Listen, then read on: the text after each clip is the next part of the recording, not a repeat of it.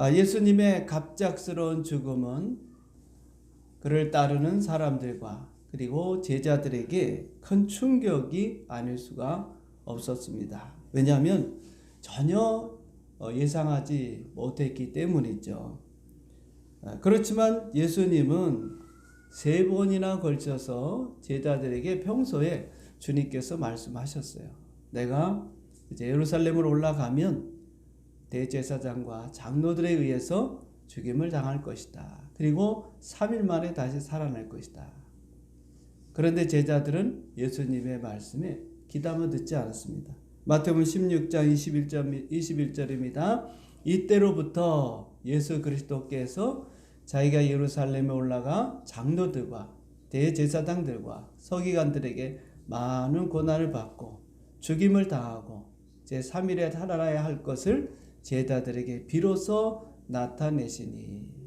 3번씩이나 주님께서 말씀하셨는데 이 제자들은 별 관심이 없었어요. 아마 그들 마음속에 설마 이런 일이 일어나겠는가, 아마 그런 생각을 했던 것 같아요. 그들은 꿈에도 생각 못한 것, 그것도 예수님이 돌아가시는데 십자가에 돌아가신다는 것은 말도 안 되는 일이죠. 그 당시 십자가는 극형인데 아주 흉악한 죄, 반사회적인 그런 정말 입에도 담지 못한 그런 죄를 저지른 사람, 또 로마에 반역한 사람들, 그런 사람들만 에게 처하는 아주 극형입니다. 예수님 알다시피 죄를 짓는 분도 아니고 다른 사람을 해치는 분도 아닌데 어떻게 예수님께서 십자가에 돌아가시겠습니까? 그러니까 제자들은 전혀 꿈에도 생각을 못했던 것이죠.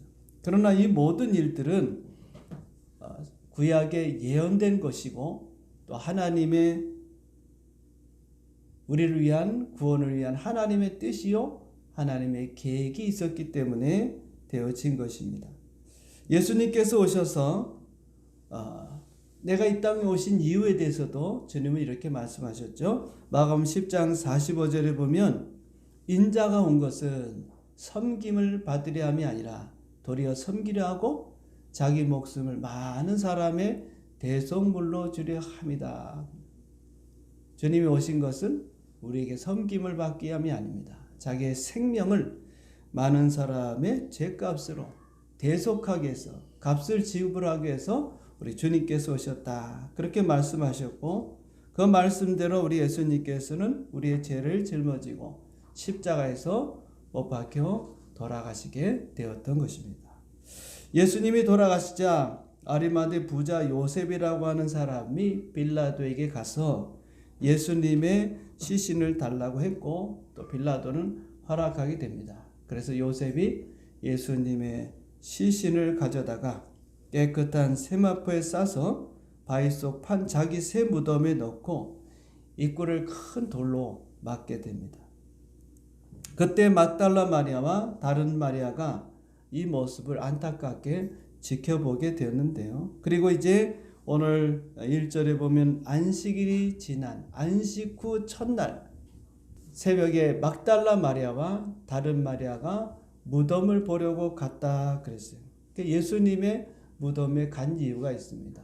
그것은 다른 것이 아니라 예수님이 갑작스럽게 돌아가셨기 때문에 예수님의 몸에 향품을 발라야 되는데 그렇지 못했어요.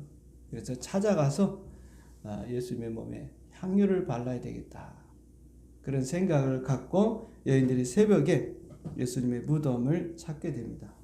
자, 그런데 여인들이 무덤을 찾기 전에, 도착하기 전에 예수님의 무덤에서는 놀라운 일이 일어났었죠. 2절에 보면 큰 지진이 나며 주의 천사가 하늘로부터 내려와 돌을 굴려내고 그 위에 앉았다 그랬습니다. 여기 보면 큰 지진, 성경에 보면 물론 우리가 자연적인 그런 지진도 있지만 이 큰 지진은 하나님의 임재를 상징합니다. 즉 하나님이 임하는 곳에는 진동이 있다, 울림이 있다. 하나님이 강력하게 임하면 여러분 어떤 면에서 보면 우리가 서 있을 수가 없어요. 그렇잖아요. 감히 거룩하신 하나님이 계신 죄인이 어떻게 그 앞에 서 있을 수가 있게. 그래서 우리가 넘어지기도 하고 또 쓰러지기도 하고 굴복하기도 합니다. 특별히 하나님의 임재의 현상 중에 하나가 큰 지진이에요. 그러니까 땅이 진동하는 것이죠. 하나님이 지금 이 큰 지진이 나며 이건 자연적인다보다는 하나님께서 임하셨기 때문에 이런 큰 지진이 났다, 그렇게 말할 수 있어요. 그럼 왜 임하셨겠습니까? 바로 무덤에 누워있는 예수님을 일으키기 위해서, 즉 하나님께서 죽음 가운데 있는 예수님을 다시 살리기 위해서 지금 이 무덤을 찾았고, 하나님이 찾으시니까 하나님의 임재를 통해 큰 지진을 났고, 그리고 하나님께서는 죽은 자 가운데 계신 우리 예수님을 살리신 줄 믿습니다. 자, 그리고 주의 천사가 하늘에서 내려왔는데요, 돌을 굴려내고 그 위에 앉았다 그랬어요. 그러니까 무덤이 있고 우리하고 좀 다르죠. 유대인들은 사람이 죽으면 이 동굴 안에다가 시신을 안치합니다. 우리는 땅을 파서 관에 넣어가지고 땅에다가 묻는 우리 토강묘지만, 이스라엘은 그렇지 않아요. 큰 동굴이라든지 자연 동굴이라든지 없으면 인공적으로 굴을 팝니다. 돌을 깨서 거기다 굴을 파서 그 안에다가 시신을 갖다 놓는, 그리고 그 입구에다가는 큰 돌로 막아버리죠. 왜냐하면 들짐승들이 와서 또 시신을 훼손할 수도 있기 때문에 그렇습니다. 그래서 그 입구에 큰 돌로 막아놨었는데 그 돌문이 움직여서 이제 무덤이 열리게 된 것이죠.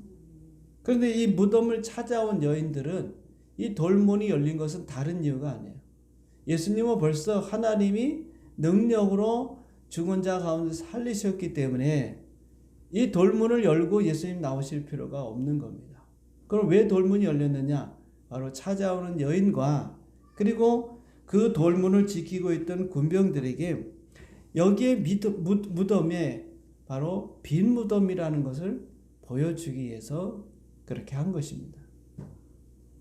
여인들이 무덤에 도착해 보니 천사가 무덤 위에 앉아 있었고요, 그 형상이 번개 같고 그 옷은 눈같이 휘었더라. 처음 보는 천사의 모습에 여인들이 얼마나 당황하고 놀랐고 또 무서워했겠습니까? 여인들은 떨고 있을 때 천사가 5절에 보니까 이런 말을 합니다. 천사가 여자들에게 말하여 이르되 너희는 무서워하지 말라. 십자가에 못 박힌 예수를 너희가 찾는 줄을 내가 아노라. 그러니까 천사는 여인들이 왜 여기에 왔는지 알고 있다는 것이죠. 사실 여인들은 예수님이 돌아가실 때, 십자가에 달려 돌아가실 그때에 실제로 그 십자가 밑에서 예수님의 죽음을 목격했던 자들이에요. 또한 예수님이 이제 그 시신을 안치할 때, 무덤에다가 안치할 때 그때도 그 모습을 보았던 여인들입니다. 6절에 보면 이렇게 말하고 있습니다. 그분은 여기 계시지 않고 그가 말씀하시던 대로 살아나셨느니라. 와서 그가 누우셨던 것을 보라. 할렐루야. 여기 무덤에 예수님이 누워 계신 것이 아니라고 말하고 있습니다. 여기 예수님이 누워 있지 않다. 다시 말하면 예수님의 시신은 여기 없다, 이 말입니다. 그 말을 들었을 때 여인들이 얼마나 당황했겠어요. 아니, 예수님의 시신이 없다고? 그러면 누가 다른 데로 옮겼는가? 아니, 우리가 잘못 찾아왔는가? 뭐 여러 가지 생각들이 많이 있었겠죠. 아마 그때 여인들은 머리가 복잡했을 것입니다. 그 순간적으로 여기 없다니까, 여기 계시지 않고 그 말할 때 요 텀이 있었겠죠. 조금 여기 아니면 다른 곳이란 말이에요. 아니면 누가 예수님의 시신을 옮겼는가? 왜냐하면 급하게 예수님이 돌아가셨고 급하게 또 예수님의 장례를 치렀기 때문에 더 좋은 데로 갔단 말인가? 뭐로 이런저런 생각들을 여인들이 많이 했을 것입니다. 그러나 천사는 뭐라고 얘기합니까? 그가 말씀하신 대로 살아나셨다. 살아나셨다. 예수님은 죽은 자 가운데서 다시 살아나셨다. 여기 계신 것이 아니라 주님은 벌써 살아나셔서 이곳을 떠났다. 그렇게 말하면, 그러면서 와서 그가 누우셨던 것을 보라. 이 보라라고 하는 것은요, 확인해 보라 이 말이에요. 실제로 확인해. 그래서 앞서 얘기했죠. 그 돌문이 옮겨지고 그 무덤이 문이 열린 것은 다른 것이 아닙니다. 그 무덤문을 열고 예수님이 나오신 것이 아닙니다.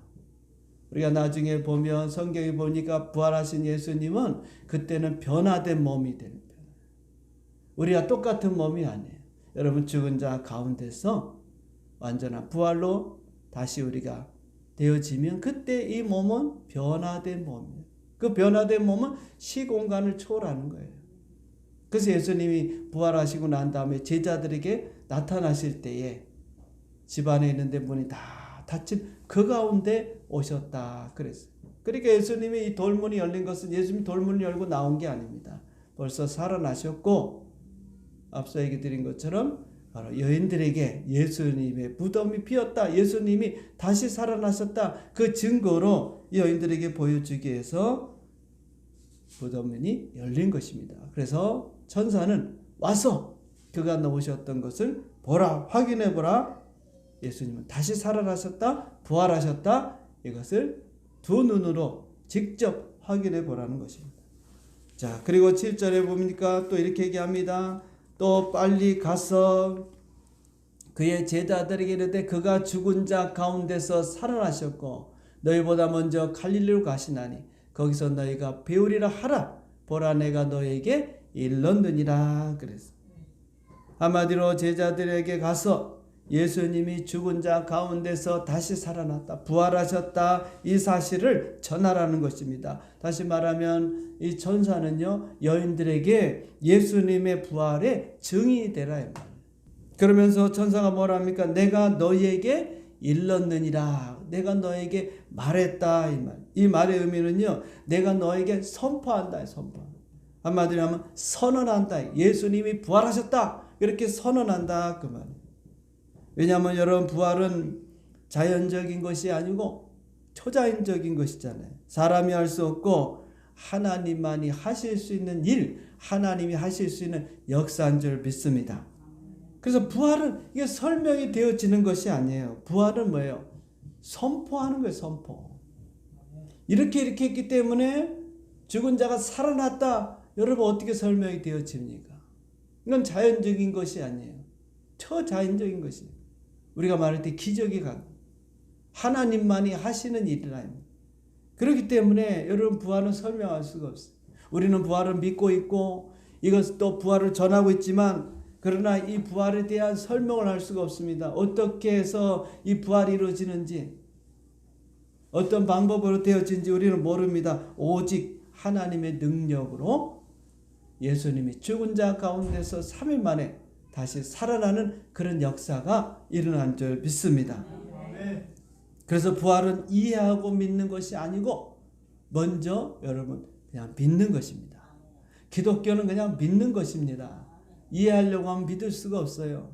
여러분, 목사님이 교회 설교할 때 여러분에게 말씀을 선포하면 하나님의 진리의 말씀이라면 그 말씀을 그냥 여러분 받아들이시면 돼요. 할렐루야. 사람들이 요새 너무 똑똑하다 보니까 자꾸 말씀을 들을 때에 그것을 논리적으로 또는 이해를 해서, 물론 이해가 필요한 말씀도 있습니다. 그러나 우리는 그 말씀을 그냥 받아들이면 돼요. 믿으면 이해가 되는 것입니다. 뭐 하나 여러분 이해되는 게 있습니까? 예수님이 동정녀 처녀의 몸에 임신해서 태어났다, 이해가 됩니까? 또 예수님께서 지금 이 죽은 자 가운데 다시 살아 부활하셨다, 이해가 됩니까? 이해되는 게 없습니다. 그저 믿는 것입니다. 믿을 때 그때 하나님께서 나도 모르지만은 그 부활이 이해가 되어지고 동정녀 탄생이 이해가 되어지고 예수님이 다시 오신다, 부활을 또 승천하셨다, 이 모든 것들이 다 이해가 되어지는 것입니다. 그러므로 오늘 여러분, 이 부활을 이해하고 믿지 말고 믿고 나면 하나님께서 여러분들을 이해시킬 줄 믿습니다. 그냥 우리는 믿고 받아들이는 거예요. 생명의 근원 되신 하나님께서 예수님을 죽은 자 가운데서 다시 살아나신, 살리셨기 때문에 오늘 우리는 예수님의 부활을 믿습니다. 만약에 여러분, 그러면 우리가 생각해 볼 때 예수님의 부활이 믿어지지 않는다든지 또는 예수님의 부활이 실제적이지 아니고 역사적인 사실이 아니고 거짓이라고 하면 우리가 지금까지 믿음 생활 모든 것은요 다 헛된 것이 되는 것이요. 우리의 믿음도 헛되다고 사도 바울은 분명히 우리에게 말해주고 있습니다. 고린도전서 15장 12절에 보면요, 그 이하에 보면 그리스도께서 죽은 자 가운데서 다시 살아나셨다 전파되었거늘 너희 중에 어떤 사람들은 어찌하여 죽은 자 가운데서 부활이 없다 하느냐. 만일 죽은 자의 부활이 없으면 그리스도도 다시 살아나지 못하셨으리라. 그리스도께서 만일 다시 살아나지 못하셨으면 우리가 전파하는 것도 헛것이고 또 너희 믿음도 어떻다고요? 헛것이 되는 거예요. 그 다음에 15절에 보니까 뭐라고 합니까? 또 우리가 하나님의 거짓 증인으로 발견되리니, 다시 말하면 목사가 예수님은 부활하셨습니다, 죽은 자 가운데서 3일 만에 부활하셨습니다 라고 여러분에게 선포하고 말씀을 전할 때 이거 다 거짓이다, 거짓말이 된다. 우리가 하나님이 그리스도를 다시 살렸다고 증언하였습니다. 만일 죽은 자가 다시 살아나는 일이 없으면 하나님이 그리스도를 다시 살리지 아니하셨으리라. 16절 만일 죽은 자가 다시 살아나는 일이 없으면 그리스도도 다시 살아나는 일이 없을 터이요. 17절 그리스도께서 다시 살아나신 일이 없으면, 여기 중요하면 너희 믿음도 헛되고 너희가 여전히 뭐 가운데 있다? 죄 가운데. 우리 믿음이 헛되다 이 말. 예수님의 부활을 믿지 못한다면요 다 헛되다. 앞서 얘기했지만 여러분 이해가 안 돼요. 분명히 예수님이 기절하신 것도 아닙니다. 그것도 십자가에서 못 박히고 몸 찢기고 가시 면류관으로 그리고 온몸에 피를 다 쏟으시고 나중에는 옆구리에 창자국까지 난 그렇게 해서 돌아가신 분이 어떻게 다시 살아날 수가 있냐. 차라리 뭐 우리가 사람들 뭐 갑자기 사람이 쓰러져서 죽었다든지 아무 외상이 없는데 그냥 돌아가셨어. 그래서 장례를 치렀어. 그런데 갑자기 3일 만에 살아나셨어. 그럴 수도 있겠죠. 그런 건 그것도 불가능하지만 어찌 보면 그것은 가능할 수 있다고 볼 수 있어요. 그러나 여러분 온 몸이 다 만신창이가 되고 피를 다 쏟아버리고 그런 가운데 예수님 다시 살아나신다. 그것도 하루도 아니고 3일 있다가 이건 불가능한 것입니다. 그런데 우리는 그것을 믿는단 말이에요. 그 부활을 믿어요. 왜요? 하나님께서 능히 살리셨기 때문에. 그래서 기독교는 이 부활의 종교고 다시 살아나는 것을 믿는 종교입니다. 우리는 안 되지만, 우리는 할 수 없지만 하나님은 능히 우리를 살리신다는 이 부활의 믿음을 가지고 있기 때문에 만약에 부활이 없다, 만약에 예수님이 부활하지 않았다, 그렇게 만약에 주장하고 그것을 믿는다면 우리 믿음도 헛된 것이요 우리는 여전히 죄 가운데 있게 되는 것입니다. 그래서 우리의 믿음에 큰 두 기둥이 있어요. 하나는 예수님이 우리 죄를 위해서 십자가에 돌아가셨다는 이 사실을 믿는 것이고, 그 다음에 또 하나의 기둥이 있습니다. 바로 부활입니다. 죽으심과 부활. 물론 승천도 있고 초림도 있고 재림도 있지만은 우리가 다 믿어야 되지만 이 두 가지는 여러분 어떤 면에서는 건물의 두 기둥 같아요. 어떤 분은 십자가만 믿는 분이 있어요. 어떤 분은 또 부활만 믿는 분이 있어요. 여러분 그래서 한 두 개 다 믿는, 십자가도 중요하고 부활도 중요합니다. 이 두 가지가 함께 가야 합니다. 그럴 때 우리 신앙 믿음이 든든히 서가는 것입니다. 예수님께서 우리를 위해서 십자가에서 모든 죄를 속량하셨다. 우리는 율법의 저주에서 이제는 자유케 됐다. 이 믿음을 갖기를 바랍니다. 우리 예수님이 죽은 자 가운데서 다시 3일 만에 살아나셨다. 부활하셨다. 이 죽음 가운데서 하나님이 살리셨다. 이 부활을 또한 여러분 믿는 성도들이 다 되시기를 바랍니다. 그 다음에 두 번째 예수님의 부활의 중요성은요, 첫 열매가 된다는 것입니다. 고린도전서 15장 18절 이하에 보면 또한 그리스도 안에서 잠자는 자도 망하였으리니. 자, 무슨 얘기냐? 19절 만일 그리스도 안에서 우리의 바라는 것이 다만 이 세상 삶뿐이면 모든 사람 가운데 우리가 더 불쌍한 자이리라. 20절 그러나 이제 그리스도께서 죽은 자들 가운데서 다시 살아나사 잠자는 자들의 첫 열매가 되셨도다. 할렐루야. 그러니까 예수님의 부활은요, 첫 열매가 되는 거예요. 여기 보면 잠자는 자라 했지만은 사실 이건 죽은 자를 말합니다. 예수를 믿다가 죽은 자들, 먼저 죽은 자들, 우리 믿음의 선배들, 또 우리도 예수를 믿다가 죽게 됩니다. 그럼 죽음으로 끝나느냐? 아니에요. 예수님이 이 땅에 다시 재림하길 그때에 바로 예수님의 그 재림과 동시에 우리는 죽은 자들이 일어나게 돼, 다시 부활하게 되는 거예요. 물론 우리가 지금 죽으면 우리의 영혼은 천국에 가서 주님과 함께 복락을 누리고 있겠지만은 이 땅에 다시 예수님이 재림하는 그 순간에는 그때 우리 영혼과 육체가 하나가 되는 거예요. 그래서 변화된 육체가 돼요. 그때는 그냥 육체가 아니고. 그렇기 때문에 예수님이 우리 잠자는 자들의 모든 성도의 첫 번째 열매라 해요. 첫 열매. 어떤 열매가 맺히냐에 따라서 그것이 사과인지 그것이 배인지 알 수 있는 거예요. 이거 사과나무야 라고 말을 해도 거기에 사과가 열리지 않고 배가 열리면 그 나무는 배나무입니다. 배가 열리기 시작하면 그 다음부터는 계속 배가 열리는 것이지, 한 해는 배가 열렸다가 그리고 그 다음에는 사과가 열렸다 그러지 않아요. 그래서 첫 열매를 보면 우리가 알 수가 있는, 이 나무의 열매를 보면 이 나무는 사과나무구나, 이 나무는 배나무구나, 이 나무는 감나무. 나무를 잘 몰라도 열매를 보면 알고 그 첫 열매가 열리면 그 다음부터는 계속해서 동일한 열매가 열리게 되는 거예요. 따라서 예수님이 우리의 첫 열매, 부활의 첫 열매가 되셨기 때문에 우리 이 땅에 살다가 예수 믿고 죽게 되면 그 다음에 주님이 오시는 그때가 되면 그때 다시 우리는 다 변화된 몸으로 다시 부활하는 그런 은혜가 우리에게 있는 줄 믿습니다. 이 부활의 소망을 가지고 우리가 살아가는 거예요. 그래서 죽음이 두렵지 않은 것입니다. 죽음이 끝이라면 우리는 두렵겠죠. 그러나 우리가 다시 살아난다 하는 소망을 갖고 살기 때문에 우리가 이 땅에 사는 동안에 소망 갖고 사는 거예요. 자, 마지막 세 번째입니다. 예수님의 부활은 우리의 죽을 몸도 살리기 때문이다. 로마서 8장 11절에 보면 같이 읽어보겠습니다. 로마서 8장 11절 시작. 예수를 죽은 자 가운데서 살리신 이의 영이 너희 안에 거하시면, 그리스도 예수를 죽은 자 가운데서 살리신 이가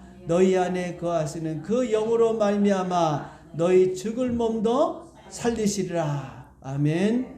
여러분, 굉장히 중요한 말씀입니다. 여기 보면 뭐라 했습니까? 예수를 죽은 자 가운데서 살리신 이의 영은 누구예요? 바로 성령 아닙니까? 그 영이 우리 안에 거하심, 너희 안에, 우리 안에 성령이 와 계셔. 그리스도 예수를 죽은 자 가운데 살리신 이가 바로 하나님 아니십니까? 그러니까 성령을 통해서 하나님이 우리 안에 와 계시면 그 영으로 말미암아, 하나님으로 말미암아 우리 죽을 몸도, 여러분, 우리 몸은 지금 어떻게 되어가고 있습니까? 시간이 흐르고 세월이 흐르고 점점 우리 몸이 죽어가고 있어요. 또 때로는 질병으로 인해서 우리 몸이 죽어요. 그 몸을 살린다 이 말이에요. 그러니까 여러분, 우리 삶에 이것을 믿으면요, 부활의 능력을 믿으면 우리의 병든 몸, 연약한 몸, 우리가 지금 이 몸이 죽어가고 이 몸이 살아나는 것입니다. 여러분, 이 부활의 능력은요, 예수님에게만 나타나는 게 아니에요. 우리의 삶 가운데도 나타나는 것입니다. 그렇기 때문에 우리가 예수님의 부활을 믿고 그 부활의 능력을 믿는 성도들이 다 되시기를 바랍니다. 그래서 죽은 자 가운데 있는 우리 몸이 치료를 받는다. 믿으면 그렇게 되는 것입니다. 그래서 망할 것 같은 사업도 우리는 부활을 믿기 때문에 망해도 다시 살아나는 거예요. 실패해도 여러분 다시 성공하도록 만드시는 것입니다. 우리 가정이 다 깨져도 그 가정이 회복되도록 하나님께서 역사하시는 것을 우리는 믿는 것입니다. 왜요? 부활이 있기 때문에. 부활이. 그래서 이 부활의 믿음을 가지면 실망할 것도 없고 우리가 낙심할 것도 없고 좌절할 것도 없어요. 왜? 죽은 자 가운데서 다 안 된다고 하는데도 되게 돼 있기 때문에. 하나님이 그렇게 역사하시, 이 믿음을 갖고 사는 거예요. 많은 사람들은 이제 사람이 죽으면 끝이다. 더 이상 소망이 없다. 더 이상 바랄 게 없다. 그렇지 않습니까? 죽은 사람을 어떻게 살립니까? 병원에도 그저 목숨이 붙어 있는 사람을 어떻게든지 그 사람을 살려내고 그 사람에게 생명을 부여하고 그 사람이 일어날 수 있도록 하는 것이지, 생명이 딱 끝나면 의사들도요 포기합니다. 이제 죽어서 사망했습니다. 몇 월 며칠 몇 시 몇 분. 죽으면 그렇게 되는 거예요. 더 이상 애를 쓰지 않아요. 그러나 우리 기독교는 다릅니다. 죽은 자 가운데 있어도 우리는 다시 소망을 갖는 거예요. 살아날 수 있다. 살아날 수 있다. 하나님께서 역사하시면 이 가운데서 얼마든지 살아날 수 있다. 그것이 꼭 우리 삶의 생명만이 아닙니다. 여러분이 하는 모든 일도만 지금은 내 삶이 다 실패로, 또 우리의 삶이 힘들고 어려워서 지금 밑바닥이고 모든 것이 다 끝난 것 같고 안 되는 것 같고, 여러분 다 그런 상황이 있다 할지라도, 망한 것 같다 할지라도 그런 생각하지 마시고 우리는 부활을 믿는 거예요. 언제 하나님이 살릴지 모릅니다. 언제 하나님이 일으킬지 모릅니다. 언제 하나님이 우리를 다시 쓰실지 몰라. 나이가 있다고 안 쓰는 게 아니에요. 나이가 젊다고 하나님 쓰시는 것도 아니에요. 나이와 상관이 없습니다. 우리는 죽을 때까지 죽은 게 아니에요. 여러분 나이가 들었다고 여러분 실망할 사람은 언제 하나님 우리를 쓰실지 몰라요. 여러분 모세는 80세에 하나님 쓰셨습니다. 하나님이 쓰시는 사람 나이와 상관이 없습니다. 그럼 죽을 생각부터 하지 말고 하나님 내가 마지막까지 하나님 부르실 때까지 하나님의 나라를 위해서, 하나님의 교회를 위해서, 하나님의 영광을 위해서 하나님 저는 쓰임받기 원합니다 하다가 여러분 가셔야지. 여러분 아이고 나이가 들면 죽어야 돼. 이건 세상 문화가 여러분 안에 지금 침투해 들어온 거예요. 왜? 죽음의 문화니까. 그 사람들은 우리는 죽음의 문화가 아닙니다. 부활의 문화입니다. 여러분 우리가 뭐 이런 극단적 얘기하면 회춘할 수도 있어요. 하나님 우리에게 생명을 주면 모세같이 기력이 쇠하지 않고 눈이 뭐했다 않다? 흐려지지 않고 여러분 120세가 됐는데도 청춘이었습니다. 그럼 모세만 그렇다는 겁니까? 아닙니다. 오늘 우리도 그럴 수 있어요. 여러분 하나님이 하시면 내 이 죽을 몸도 살리십니다. 이 신앙과 믿음을 갖고 우리가 살아가는 줄 믿습니다. 그러면 여러분 낙심하지 말고 우리는 부활을 믿는데 예수님의 부활만 믿지 말고 그로 인하여 믿는 자들마다 부활의 역사가 오늘 우리 삶 가운데 일어날 줄 믿습니다. 자, 예수님께서 이제 떠나는 여인들을 만나 주셨죠. 그리고 주님께서는 10절에 보니까 이렇게 말합니다. 예수께서 이르실 때 무서워하지 말라. 가서 내 형제들에게 갈릴리로 가라 하라. 거기서 나를 보리라. 여기 보면 예수님이 제자들을 가리켜서 뭐라 그러죠? 내 형제들아. 브라더. 그러니까 같은 형제라. 다시 말하면 여러분 생각해보세요. 예수님을 잡혀갈 때 제자들은 어땠어요? 다 도망갔습니다. 예수님 모른다고 부인했습니다. 베드로는 저주까지 했습니다. 그런데 예수님은 그런 제자들을 향해서 브라더라는 형제야, 내 형제들아, 친가족이네. 넌 가족이라. 가족. 여러분 같으면 어떡하겠어요? 여러분 배신 때리고 왔는데 배신에 여러분 생각해 보십시오. 이 제자들은 예수님께 충성맹세했던 사람들이에요. 예수님 너희가 다 나를 버리고 다 떠날 것이다. 예수님이 그랬어요. 예수님이 제자들을 붙잡고 너희들 절대로 떠나면 안 된다. 절대로 나를 부인하면 안 된다. 야 내가 그동안 너희들 함께 하지 않았냐? 그렇게 얘기하지 않았습니다. 예수님은 너희가 다 내가 잡혀가면 내가 잡혀갈 그때 너희들 다 나를 버리고 다 나를 떠날 것이다. 주님이 그렇게 얘기했어요. 그랬더니 제자들 아닙니다. 그중에 베드로는 뭐라 했습니까? 내가 죽으면 죽었지 절대로 예수님 부인하지 않고 예수님 떠나지 않고 죽는 자리도 같이 가겠습니다. 맹세했습니다. 주님이 맹세를 원하지 않았어요. 그런데 제자들 스스로가 그렇게 그랬더니 어떻게 했습니까? 뭐 말만 그렇게 했지 다 도망가 버렸어요. 부인하고 가버렸어요. 베드로는 예수님을 3번씩이나 부인하고 저주까지 했어요. 여러분 이런 제자들을 향해서 주님이 얼마나 여러분 배신감 느끼고 분노가 나고 만나면은 우리말로 한번 지어받고 싶고 따지고 싶은 마음이 안 들겠습니까? 그런데 주님은 제자들을 뭘로 부르고 있습니까? 내 형제들아, 내 형제들에게 가서 얘기해라. 벌써 주님은 다 용서하셨다는 거예요. 그래서 우리가 예수님 믿는 거 아닙니까? 예수님 우리를 사랑하실 때 끝까지 사랑하시고 우리의 행동이나 우리의 잘못이나 우리의 죄와 상관없이 주님은 사랑하시는 거예요. 사람은 그렇지 않죠? 조건적이지 아닙니까? 조건적인 내가 너를 사랑하니 너도 나를 사랑. 내가 너한테 잘해주니 너도 나한테 잘해줘. 우리 주님은 그렇지 않습니다. 오늘 예수님께서 못 박혀 죽으셨지만 3일 만에 다시 부활하셨습니다. 예수님은 죽음의 권세를 물리치고 부활하신 줄 믿습니다. 마귀의 모든 권세를 다 물리치고 부활했어요. 예수님의 부활은 승리요 기쁨이요 죄의 속량이요 저주의 세방이요 축복입니다. 그러므로 우리가 예수님의 부활을 믿을 때 또 그 부활의 능력을 믿을 때 우리의 삶에 부활의 역사들이 일어날 줄 믿습니다. 오늘도 그 부활의 은혜와 그 부활의 능력과 부활의 역사가 여러분의 삶의 현장에 나타나기를 주님의 이름으로 축원드립니다. 아멘.